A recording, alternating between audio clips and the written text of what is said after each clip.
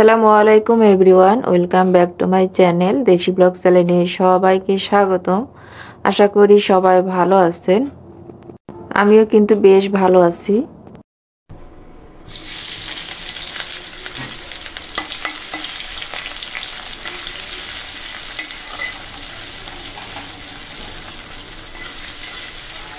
আরও একটা daily lifestyle নতুন ব্লগ ভিডিও নিয়ে চলে আসলাম। আশা রাখতেছি সবার কাছে আজকের ভিডিওটা ভালো লাগবে। আজকে আমি আমার পছন্দের খাবারটা দুপুরে রান্না করতেছি। তো খুব মজা করে রান্না করতেছিলাম। তেল দিয়ে দিয়েছি, তার মধ্যে পেঁয়াজ কুচি আর সামান্য পরিমাণে গরম মশলা, একটা এলাচ আর কয়েকটা দারুচিনি।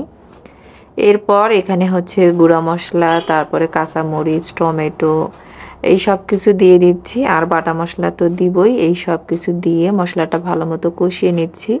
আর আপনারা দেখি কিন্তু বুঝতে পারতেছেন। আর এখনকার টমেটোগুলো এত ভালো ছিল কি বলবো।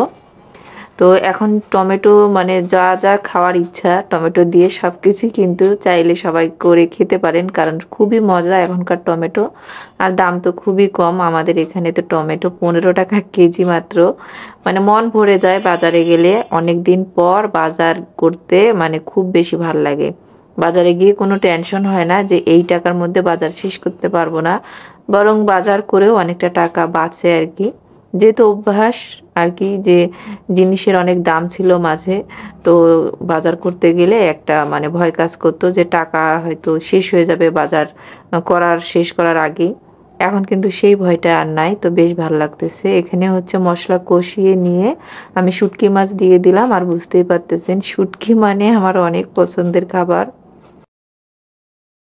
আমার কাছে শুধু শুটকি ভুনা করলে ওই তরকারিটা খেতে বেশি ভালো লাগে না, তবে এরকম সবজি দিয়ে শুটকি ভুনা করলে বেশি ভালো লাগে। তো আমি হচ্ছে বেগুন, আলু আর কয়েকটা সিম দিছি, দিয়ে হচ্ছে টমেটো তো দিছি।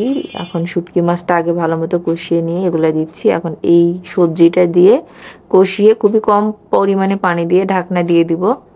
যেহেতু গাছের সিম আর সিমগুলাতে খুব সুন্দর বীজ ছিল, তো ওই বীজগুলা খেতে কিন্তু বেশি ভালো লাগে।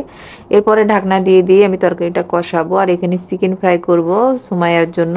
আর পাশের চুলায় হচ্ছে আমি সিম ভাজি উঠিয়ে দিয়েছি আমার হাজবেন্ডের জন্য। ওনার সিম ভাজি খেয়ে মন ভরে না। মোটামুটি রান্নাগুলা হচ্ছে শেষের দিকে, মানে সবগুলাই হচ্ছে এখন আর নাড়াচাড়া করতে হবে না। তো বসিয়ে দিয়ে এই যে ফ্রিজটা প্রায় 15-20 দিন ভালো থাকে। তারপরে এত বেশি বরফ জমে যে ফ্রিজ পরিষ্কার না করা পর্যন্ত আর এটাতে হাতই দেওয়া যায় না, বরফগুলা বাহির পর্যন্ত চলে আসে। তো সেই কারণে ফ্রিজটা অফ করে রেখেছিলাম। আর এখন বরফ ছুটে গেছে, তো ভাবলাম এটা আগে পরিষ্কার করে নেই। আর নর্মাল ফ্রিজে কিন্তু অনেক আর কি খাবার দাবার থাকে, তো সেগুলো আবার এখানেই সবসময় নেওয়া ইজি হয়। তো এই জন্য আগে ফ্রিজটা পরিষ্কার করে নিচ্ছে, আর ওই দিক থেকে রান্না চলছে আর কি। আর একটা কথা, আজকের দিনটা ছিল একদম হজগড় অবস্থা একটা দিন। তো আমি এদিকে কাজ সকাল থেকেই গুছিয়ে নিচ্ছিলাম, ভাবতেছিলাম খুব তাড়াতাড়ি কাজগুলো শেষ করব। সেই মোতাবেক কাজগুলো আমি খুবই কম সময়ে শেষ করতেছিলাম। আর একটার পর একটা কাজ আমার সামনে চলে আসতেছিল। আমি যতই শেষ করতে চাচ্ছিলাম কাজগুলো ততই বেশি জট পাকাচ্ছিল আর কি। মাঝে মাঝে এরকম হয়, সংসারের কাজগুলা নিজের হাতে থাকে না, এগুলা গতি চেঞ্জ করে। এখানে আমি ফ্রিজটা পরিষ্কার করার পর তো নিচে অনেক পানি পড়ছিল, তো এই জন্য এই মেঝেটা আর কি মুছে দিচ্ছি। আর খালা কিন্তু সকালে ঘর মুছে দিয়েছে।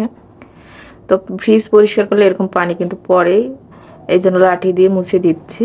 আর এরপরে যা হয়েছিল, কারেন্ট মিস্ত্রি চলে আসছে, তো আমার একটু কারেন্টের কাজ করার ছিল। কারেন্ট মিস্ত্রির আসার কথা ছিল, তবে আজকে যে আসবে এটা আমি ভাবিনি। হুট করে আসছে আর বলছে আজকে না করে নিলে আমি কয়েকদিন সময় পাবো না। তো সব কিছু গুছিয়ে নেওয়ার পর সেই কারেন্ট মিস্ত্রি আসে। তো এই যে দেখতেছেন এই ফুটেজটা যখন নেই তখনও কিন্তু কারেন্ট মিস্ত্রি আসে নাই। রান্নাবান্না শেষ করে আমি রান্নাঘরটা পরিষ্কার করতেছিলাম, তারপর পরিষ্কার করা যখন হয়ে গেছে তখন আসছে আর কি।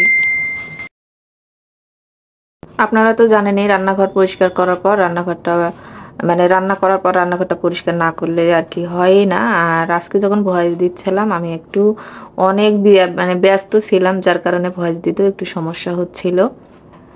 আর এই যে আমি এখন খাবার নিয়ে বসে গেছি, ভাবলাম যেহেতু কারেন্ট মিস্ত্রি আসছে আমার তো মানে শাওয়ার নিতে অনেক দেরি হবে, দুপুরের খাবারটা আগে খেয়ে নেই। তো কারেন্ট মিস্ত্রি সন্ধ্যা পর্যন্ত কাজ করছে, আর আমি সেই সন্ধ্যাবেলা গিয়ে আর কি রান্নাঘর বেডরুম পরিষ্কার করার পর আবার গোসল করছি।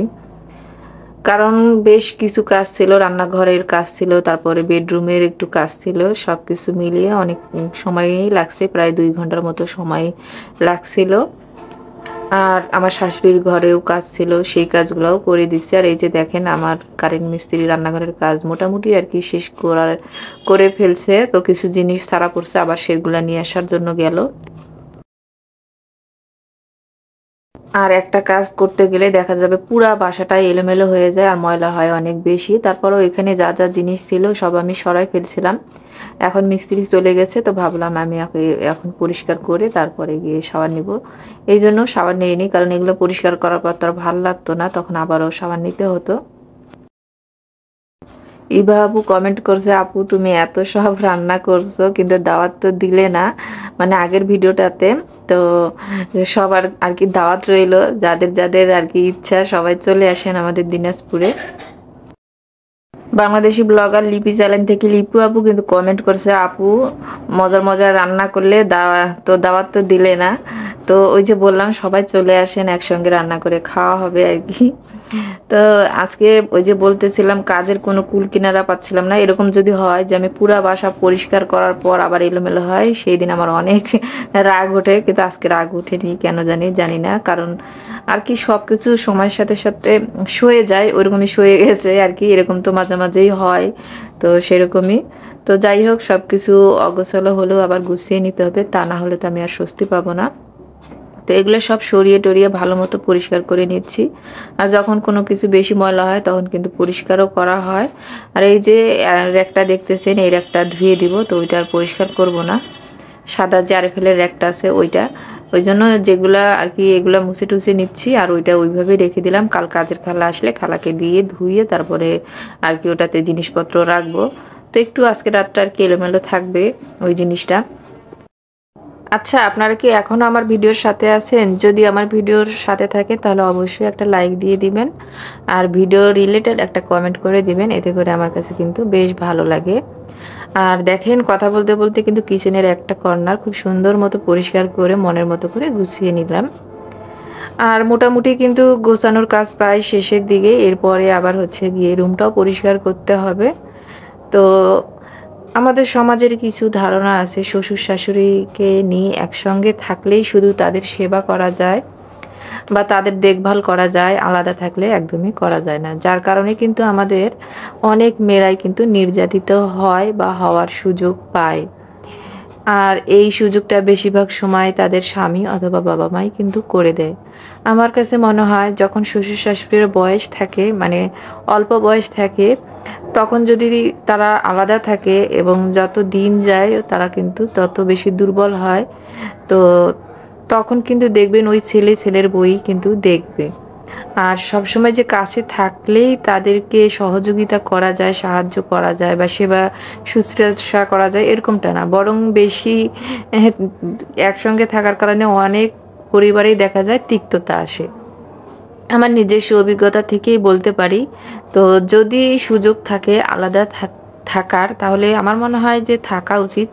কারণ শুধু যে তাদের সেবার দিকটা আছে এরকমটা না, যে মেয়েটা আপনার স্ত্রী অথবা আপনার সন্তানের মা, তার দিকটাও কিন্তু আপনাকে দেখা উচিত। আর বুঝিয়ে শুনিয়ে তাকে যদি আপনার মনের মতো করে নিয়ে সংসার করতে পারেন, একটা সময় কিন্তু সে নিজেই আপনার বাবা মার সেবা করবে।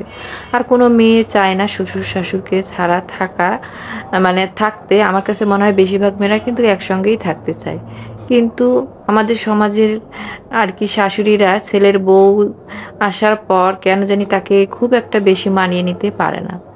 ছেলেটা মনে করে যে বিয়ের পর বইয়ের হয়ে যাচ্ছে, এরকমটা না। কিন্তু যতটা আপনার ততটা কিন্তু ওই মেয়েটারও, আপনারও যতটা ছেলে তারও ততটা স্বামী। কিন্তু হয়তো এইটা হয় অনেক সময়, এটা যে তাদেরও দোষ এমনটা বলবো না, এটা হয় পরিবর্তন।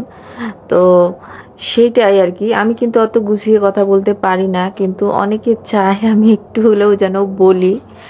তো আমার কাছে মনে হয় দূরে থেকেও তাদের দেখভাল করা যায়। মাসের বাজার, ওষুধ সদাই সব কিছু কিন্তু যদি দিয়ে দেওয়া যায় বা একটা কাজের লোক ঠিক করে দেওয়া যায়, আবার হচ্ছে গিয়ে মাঝে মধ্যে কিন্তু রান্নাবান্নাও করে দিয়ে আসা যায়, আবার নিজের কাছেও এসে থাকা যায়। তো দেখা যায় যে শাশুড়ি আর বউয়ের যে একটা সম্পর্ক থাকে এটা খুব ভালো থাকে, তিক্ততা সহজে আসে না। কথা বলতে বলতে আমি চা করে নিচ্ছি, আর এখন আমি চা খাবো আর ভিডিওটা থেকে বিদায়ও নিয়ে নিচ্ছি।